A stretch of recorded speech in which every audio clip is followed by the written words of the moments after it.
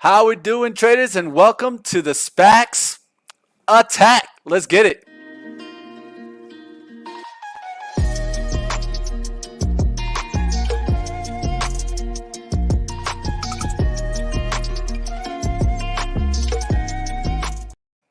Hey, how we doing, traders, and welcome to the SPACs attack, where we go over everything SPAC in the world. So definitely go ahead and smash that like down below and hit the subscribe and the bell so you can be notified the moment we go on.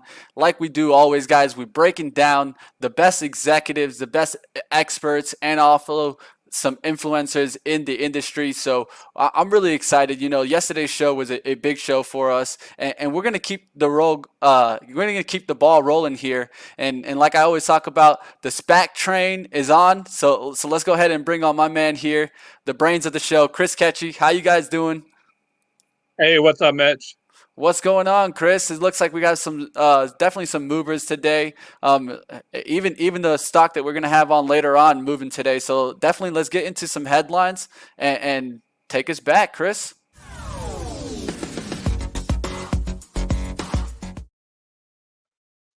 All right, guys. So headlines today.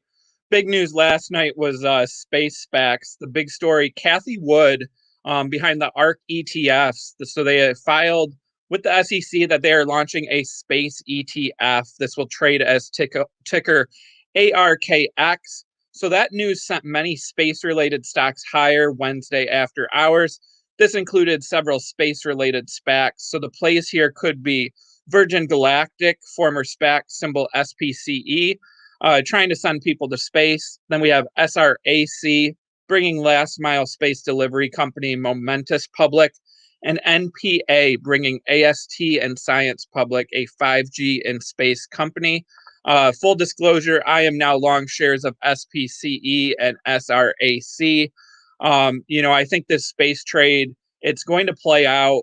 We don't know when this ETF will hit the market, but assuming it, launches, I'm guessing Cathie Wood adds these companies to it. And we could see shares go even higher once that is fully disclosed. So keep an eye on all space-related stocks here. They're all getting a bump on that news. So keep that on your radar. Then up next, we have CCIV. So this was the top gainer yesterday. Again, the rumor here is Lucid Motors. More people are connecting the dots to, those two companies, the executives having some ties together. Then they also got a positive mention on Mad Money last night from Kramer. So definitely keep an eye on that one. It is seeing heavy volume. I am long CCIV here as well. Then we have NGA, Northern Genesis, so bringing Lion Electric public. This continues to be a big story. We had CEO Mark Bedard and Ian Robertson from Northern Genesis on the show yesterday. If you didn't get a chance to watch, make sure you go back and listen to that. Bedard was on Mad Money last night. Shares were up big after hours. Kramer is a fan, as am I. I am long NGA and have been for some time. Then we have FSRV was the other big gainer yesterday. So company is merging with Catapult. Shares were up 18% yesterday. Looks like more people kind of circling into this play as we keep an eye on that one as well. Then we have CIIC. So taking a rival public, got a Wolf Research initiation today with a outperform rating and a $50 price target. It's always something to keep on your watch list when these are, getting analyst ratings ahead of the mergers. We don't see that a ton in this space, so it's always a positive sign before those deals go through. Then a couple new SPACs that launched this week that I want to make sure people have on their watch list. We have FCAXU. So this is another SPAC from Fortress, of course, the group that brought MP Materials public. And then we have NGABU. That's the second SPAC from Northern Genesis, taking Lion Electric public. We had Ian Robertson on the show yesterday, and of course, he talked a little bit about that one. So two new SPACs trading as units to keep an eye on. And then we have INAQ. So this is Insu Acquisition 2. They set their vote date for February 9th. Remember, this is the pay per mile company backed by Chamath Palihapitiya and Mark Cuban. This one will get a lot of attention, I think, going into that merger vote date and after, with those big names behind it. Definitely one I am watching here. And then today we did get one new deal, symbol CRSA, Crescent Acquisition Corp, bringing LiveVox public. So LiveVox is a cloud-based contract center platform company. Deal is being done at a valuation of $840 million. Company has over 14 billion interactions annually. They make artificial intelligence and digital applications, helping customers with easy implementations here. Revenue is seen growing 26% to 129 million in fiscal 2021. So keep an eye on this kind of software play SPAC that we got that deal this morning. That's it for headlines today, Mitch. Boom, baby. And how we do it here on the SPACs Attack, running quickly through the notable headlines in the industry. And that's really what a lot of people just come here just for the headlines. And I have no problem with that. I mean, at the end of the day, you guys want to be informed of what's going on in the SPAC industry. So definitely smash the like, hit the bell below. I'm super excited to get into our interview later on right now, but before we get into that, I want to quickly just go into our watch list and just see what's moving out there, because at the end of the day, we're all looking at this industry and we're all looking for different plays. So let's take a look what's on the watch list.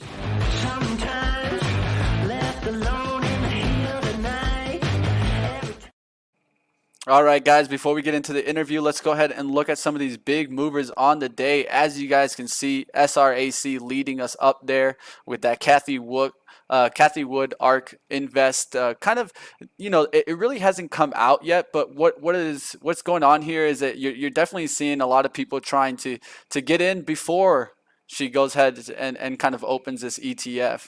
So people trying to kind of front run her. So you also see NGA here up a significant amount. And this is one that we've mentioned, way back when. When we first started mentioning these space stocks, a lot of what we mentioned were that we did like kind of the satellite plays. And I know Chris and I have mentioned some of those. But then you could also look at, SPCE. How it's moving today, and you definitely see it up on the day, up there 32. Nice spike there. I was talking about this leveling action, a little while ago. And then what do you need, guys? What do you need when you got that bottoming action? You need that volume spike. So definitely super excited to see that volume spike there. Definitely you're seeing some bulls take control. And of course, why not go over SBVCF right here? You guys seeing this up there at $13, almost to the 14. We're definitely going to be excited about bringing them on. And the last one I want to go ahead and touch on is I've been hearing some rumors, and I don't know if you've heard some rumors, Chris, of VGAC. Maybe you can fill us in a little bit about that, Chris. Have you been hearing anything? Yeah, VGAC, it looks like started popping a little bit yesterday. So Richard Branson's SPAC here from Virgin Group. There's some rumors bringing Virgin Orbit public. So that would be another space play. And obviously with that Cathie Wood news, huge catalyst. I will add, with that Cathie Wood news, I think we start to see some more private space companies definitely sniff around at some SPAC deals, because why not? That's a huge catalyst. Going forward, Cathie Wood has, shown she can move stocks. And if I'm a space company, I'd be looking for a deal right now, getting ahead of this. Yeah, definitely, guys. As you can see, this is what we do, guys. We try to get you guys the stories that we see could possibly happen. And then at the end of the day, what we're trying to do is get you those information so you can be informed in these trades.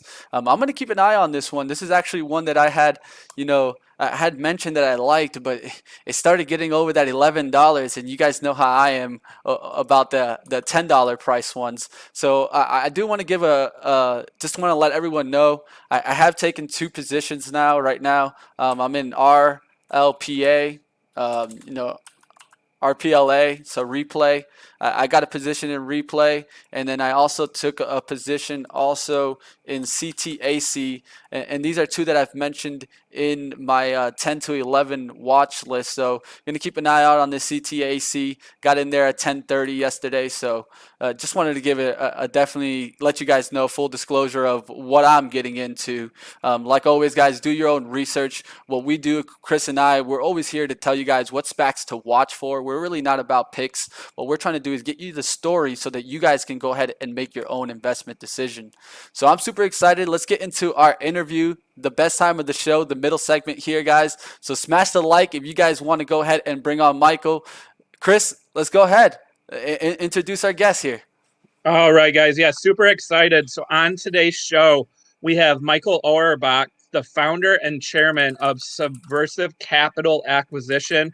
He will be the chairman of the parent company, which is bringing Roc Nation, Caliva, and Left Coast Ventures public in the largest cannabis SPAC deal ever.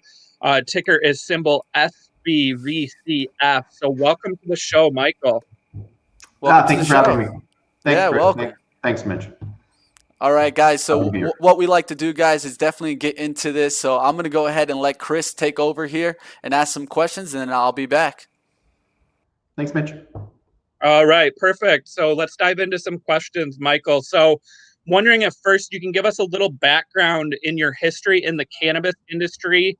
I know you've been a member of Privateer Holdings and also a board member of Tilray. So if you can give our viewers a little bit of color, with your experience in the industry. Sure. Well, thank you very much for having me. I've been an investor in the industry since 2013. We made a large investment in Privateer Holdings, of which I took a board seat, and really did all my cannabis investing through that platform until last year when we spun out the remaining assets of Privateer. And so we spun out Tilray a couple of years ago. I sit on the board of Tilray, which is a NASDAQ listed company. And we spun out our other assets like Leafly and others. And I brought on a partner and we started to make seed investments in some cannabis startups. We had thought about launching a public markets fund, but we saw that the market was, collapsing towards the summer of last year. And so we decided to pivot, and we launched the largest SPAC in Canadian history, focused on acquiring, 1 or 2 U.S. cannabis assets. Perfect. So one of the things I've seen, with Subversive and this deal is it looks like limited redemption and an upsized private placement. So can you talk a little of the demand for this deal and the strong response that you've seen from investors? Yeah, I mean, we're very lucky to have some great investors, in our book. People stayed into the deal, knowing and believing that, this stock would significantly re-rate on closing. We see that happening now with an anticipated closing for tomorrow. And, we had limited redemptions because of it. So coming in with a $381 million war chest, obviously makes us the clear winner, not just in the state of California, but cannabis generally. Awesome. So one of the things I saw was owning the supply chain and vertical integration. So, we've seen that with some big technology companies and auto manufacturers. Why is that so important in the cannabis space? So in cannabis, you need to be vertically integrated to capture the margin. It won't be like that when prohibition ends, but for now, it's extraordinarily important to own from cultivation to your DTC retail. And so we've built the largest vertically integrated omni-channel platform in the state by merging Caliva and Left Coast Ventures together. Perfect. I want to turn to Jay-Z. So he's going to be the chief visionary officer of the parent company. He's a well-known artist, but, definitely, getting his toes into business. We've heard him in his song say, "I'm not a businessman, I'm a businessman." So can you speak to what Jay-Z brings to the parent company and how his influence can help it grow? Sure. We were honored to have him join as an executive with being chief visionary officer with the responsibility of really building out that house of brands for us. And the reason for our excitement is, you cannot advertise or market cannabis using traditional channels. And so you require that sort of earned media. And so earned media, because it's Jay-Z and our relationship now with Roc Nation, having exclusive access to their artists and athletes, but also taking the brand playbook that Jay-Z has been so successful with things like Puma and Ace of Spades. Ace of Spades, most people don't know this, but it's the fastest growing champagne and spirits brand in the world, and it's owned by Jay-Z.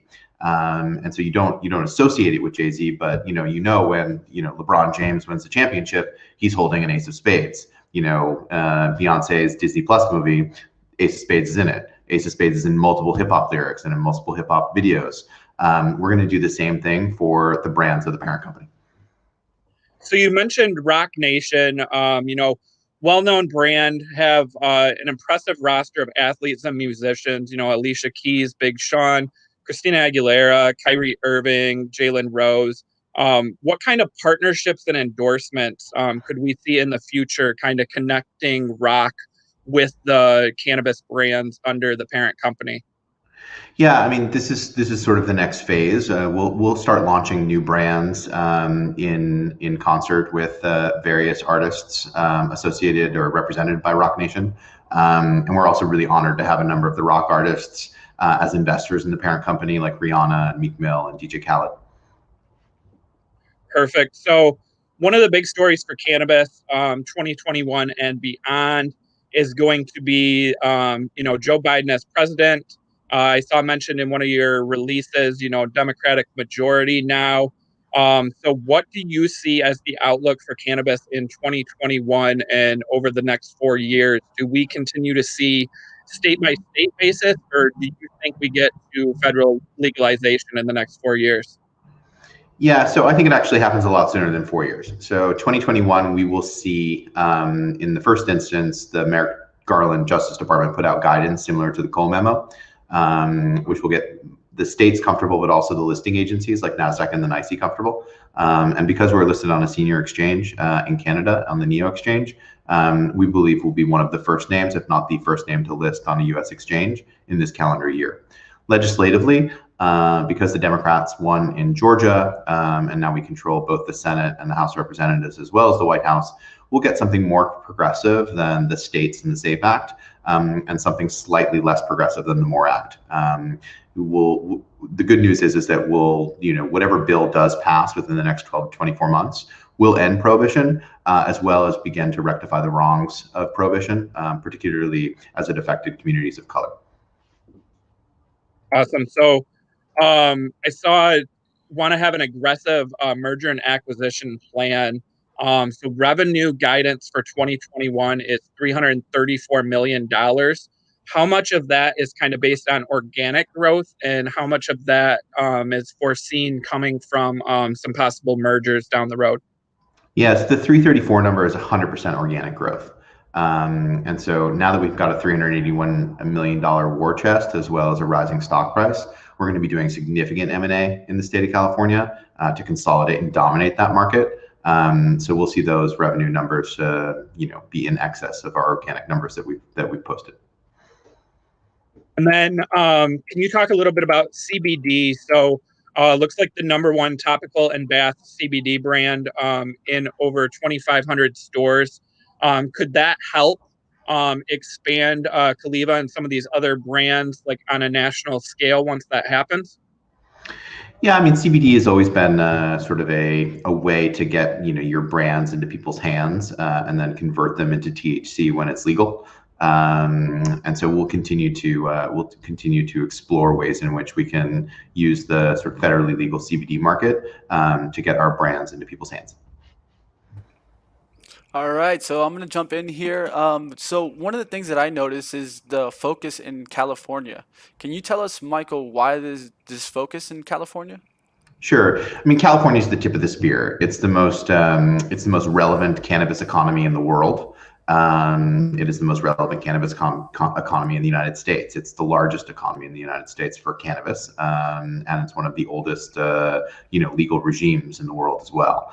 The MSOs, traditionally go after those limited license states, and they build duplicative assets in places like Minnesota and Vermont and, West Virginia, Florida, Texas, Oklahoma. And we're just not going to follow into the same path in terms of building out really expensive duplicative assets, because eventually there'll be interstate commerce. Cannabis will be grown in California, Nevada, and Arizona, and the brands will solely come from Southern California and New York.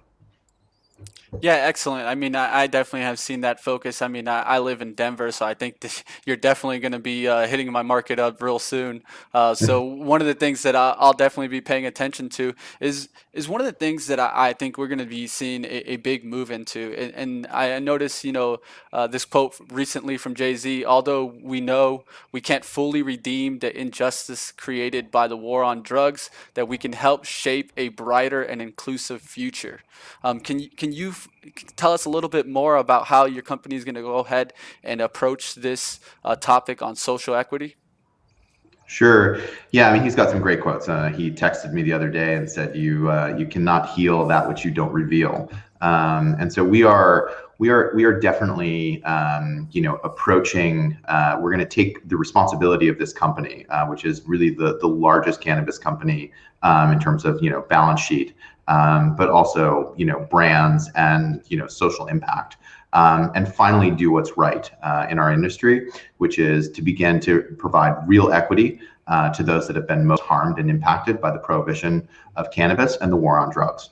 And so initially we'll start out with a $10 million off-balance sheet venture fund to begin investing in entrepreneurs of color in the cannabis industry, as well as setting aside 2% of our net income every year to continue to make those investments, to provide real equity and opportunity to the communities that have been most harmed by the prohibition of this product of cannabis. Yeah, definitely. I know I can be with a lot of people that will definitely thank your approach in how you're approaching the industry. So one of the things of Jay-Z's products is of course the monogram. Can you tell us a little bit about these products and what they offer? Sure. So Monogram launched a few weeks ago, both a flower product and pre-rolls, and to great fanfare. One of the most successful, high-end product launches. I think the most successful high-end product launch in cannabis. And so they just dropped a new strain a couple of days ago, and continue to sell out to both existing customers, but we're seeing a lot of new customers on board because it's Jay's brand and people want access to it. All right, definitely. I know I'm going to be kind of looking into it. I mean, at the end of the day, these products are definitely taking the industry by storm. Also, with the partnership that you guys have with your platform, Caliva. Can you explain me a little bit about that platform and why that could be beneficial for the company? Sure. So Caliva and Left Coast Ventures, we've merged together. Caliva being, one of the better brand houses and operators, as well as a TTC client base as well. They used to partner with Ease. They went off on their own, and so their delivery platform, is second to none in the state. We'll continue to expand that DTC platform so that we can push, not just the brands of Caliva, but the new brands that we've onboarded with this merger, as well as all of the brands that we'll be launching in partnership with Roc Nation. All right, I know Chris has some viewer questions here who are looking for some. Let's go ahead and bring them in. Chris, what do you got for us?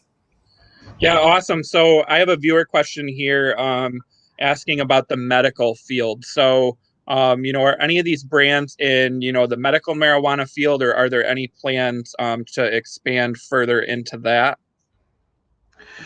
Yeah, I mean, we're really, the parent company is an adult use company where, we believe strongly that, cannabis should be regulated like alcohol and tobacco, and it is consumed by ordinary law-abiding adults, and and people should have unfettered access to it as they do for alcohol, tobacco, caffeine, and sugar. And so on the medical side, my role as a director of Tilray and my investment in that company certainly emphasizes the medical aspects of cannabis, and so I support a lot of the research that's being done. I'm a supporter of the finding a cure for epilepsy, started by Orrin Devinsky, who did the first trial using CBD for the treatment of pediatric treatment-resistant epilepsy, and do believe that cannabis has a number of properties that can be efficacious to various indications, from epilepsy to neurodegenerative diseases to pain management, et cetera. I saw someone ask about competition. So I know you guys are number one in California. Can you talk a little bit about market share? What are some of the expectations? Is there room for lots of players in the cannabis market? And maybe who do you see as some of your biggest competitors? Yeah, I mean, I don't think we have any, big competitors in the state. The MSOs are also not competitors because they don't, for the most part, they don't play in California. There are some good operators both in the different verticals. So there's some great brands out there. There's some good DTC platforms, and there are some great cultivators. But in terms of, an omni-channel platform, vertically integrated platform like ours, we just don't have any competition in the state. And then I saw another question about where are you located? So I know Canadian SPAC, California market. Can you talk a little bit about some of your different headquarters and production facility locations? Sure, it's all California based. And we, through the state. So we've got, processing, in the north. We've got, retail DTC in the south. We've got, distribution and manufacturing in the middle, and executives in Northern California and Southern California. Perfect. So I think that's going to wrap up with questions here. So Mitch, if you want to hop back on, did you have no more questions? I know you've got a busy week, Michael, with this deal expected to close. We're looking forward to following the progress of this company, and wish you the best of luck. So thanks again for joining us on the show to give us a little background on this largest cannabis SPAC deal ever. Thanks, Chris, and thank you, Mitch, for having me on. Yeah, thank you, Michael. Thanks, Michael. We'll definitely have you back. All right, guys, as you guys can see, one of the things that I'm really going to be interested in, I'm sure Michael has been looking at it, is the state by state, and how that really approach is going to start going. We have so much in legalization, and I definitely think, like Michael said, I think you're going to see a faster pace than 4 years. But we'll definitely have an eye on this. Chris, anything you want to mention? No, I mean, I'm excited to follow the progress of this one. Cannabis, I can't say again, I think it's going to be a huge story going forward. New, legislation possibly coming, some possible uplistings. So this one trades over the counter right now. But I think eventually we could see some of these names start to trade on major exchanges, which is, a huge catalyst going forward. So definitely want to keep an eye on some of these cannabis names and these cannabis SPACs. All right, guys. So, really quickly, we have some time. So I want to go ahead and touch some tickers from the chat. I want to get some engagement out there, guys. So if you guys are new to the show, this is your chance, guys. Let us know what tickers you guys want to see, and we'll start going over it. So put those tickers in the chat, and let's start knocking some of these down. Before we get into any of those, go ahead and put them in the chat, and I'll start going through maybe some of this.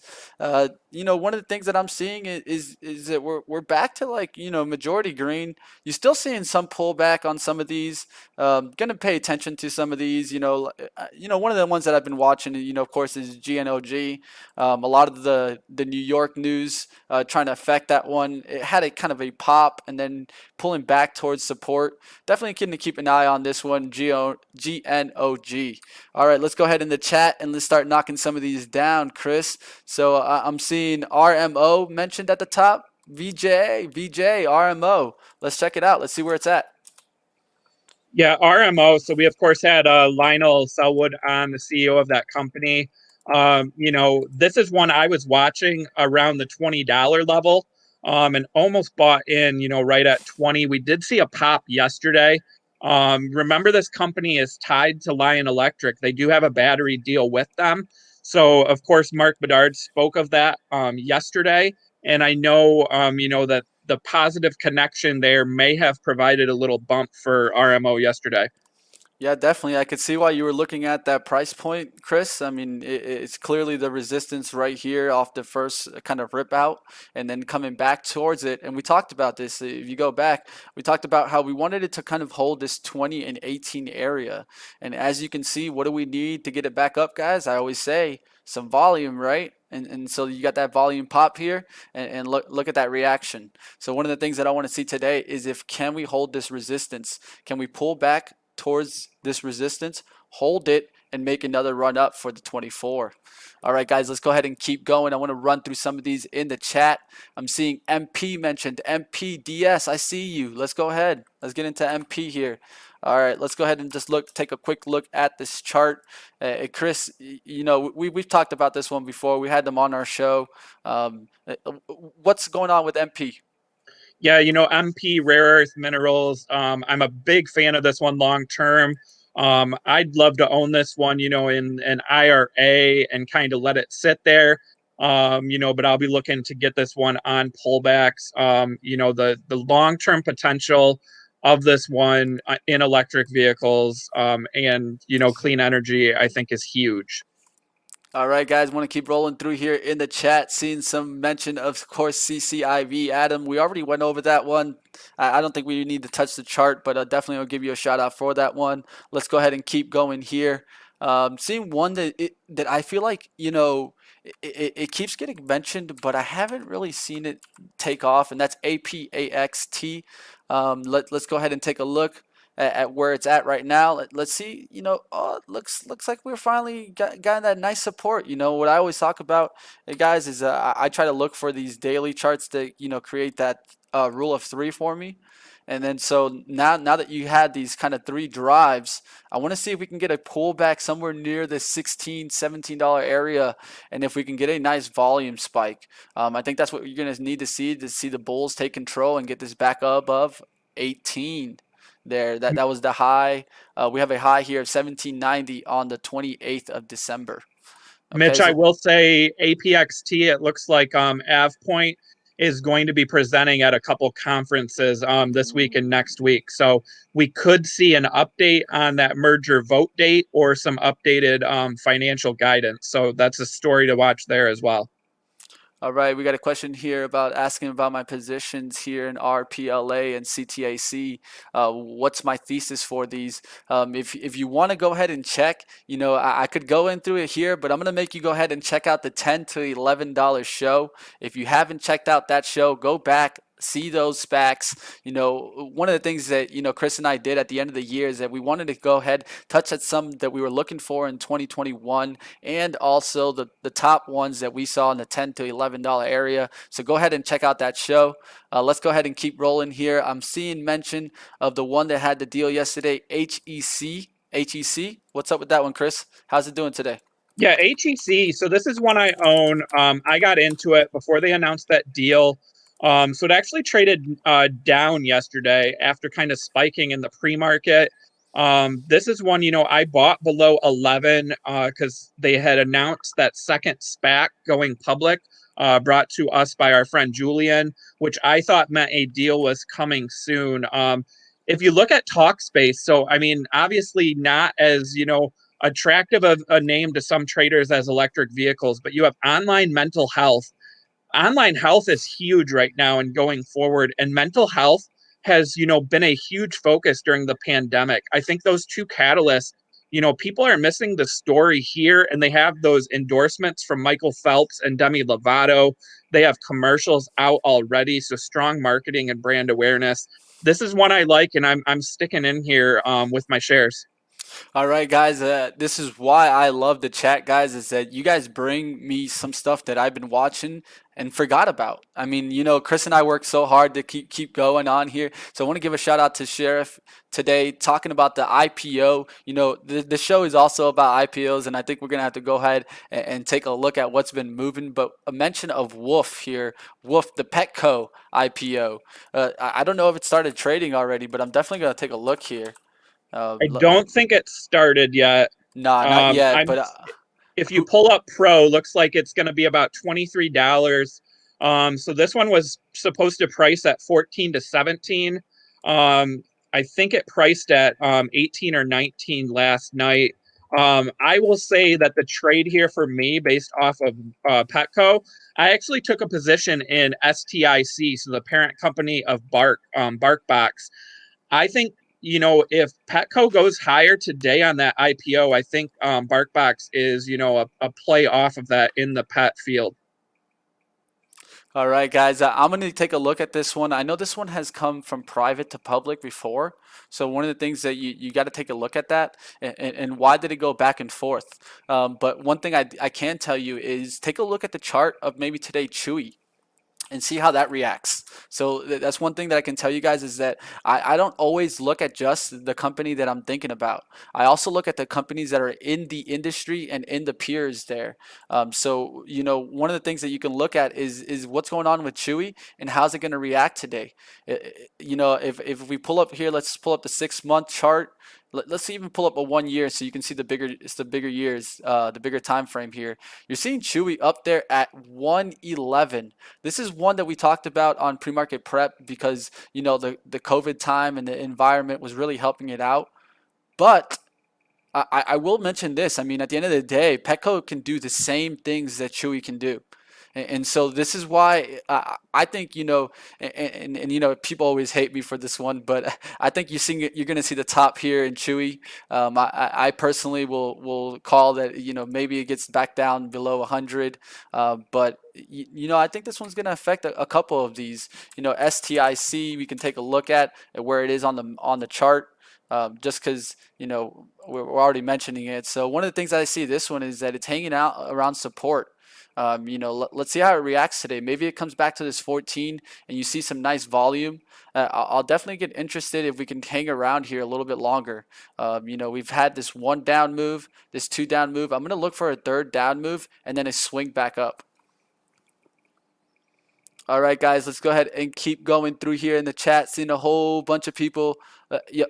Like I have to agree with this one. John Doe, people love their dogs. I love my dogs too. I got 2 of them, and I honestly, it wouldn't be the same world without them. So I want to give a shout out. Last one we could talk about here is let's talk about one more IPO that was recent. We got mention of CPSR here. So CPSR. Oh no, this. I actually got confused here, you guys. I thought it was one of my favorite stocks, Corsair. But let's go into this one. What do you know about this one, Chris? No, I don't know a ton about this one. Looks like healthcare or technology is the target. I'll have to look into this one, see who the management team is. So I really can't give a good answer here yet. All right, but I can at least tell you that we've been hanging out above 10. And you guys know how I like that breakout through the 10. And then what do I need to see? Sideways action. No day closing below 10. That's what I want to see. And so this day you even get a test here of this 10.05. But that's what I like to see, guys, because if we can hold there, and usually what I can do is then I can put my risk right at $10. So like if I could get in here at 10.10 and risk 10 cents to maybe make this move even back up to $11, that's already a 9-to-1 move. So those are the kind of things that I like to do, guys. Is really focus on the risk to reward with these plays and always understand what I call is the ultimate risk. So if you know the support on let's say the weekly or further out time frame, that's what I call the ultimate risk in the trade. And then so a lot of times I ask myself, if the trade completely goes against me, where can I protect myself, and how much risk am I going to be at that point? This can save you a lot in these high flyers. Like let's say if we were trading let's say QS. That's a high flyer that moves big moves. But one of the things that you can see in this chart is that, hey, I don't want to be caught up here in the 130s. So you got to be careful with these. Always remember that you're going off a leveling, using some support. I'm starting to see some bottoming action. So what I've talked about this QS. I wanted to see it bottom at 50 one more time. Give me a nice little volume spike like we saw here when we got 80 million, 56 million, and 69 million all in a 3-day span. So let's see if we can come back to that and get some volume spike to show that we're building up the volume profile near that 50.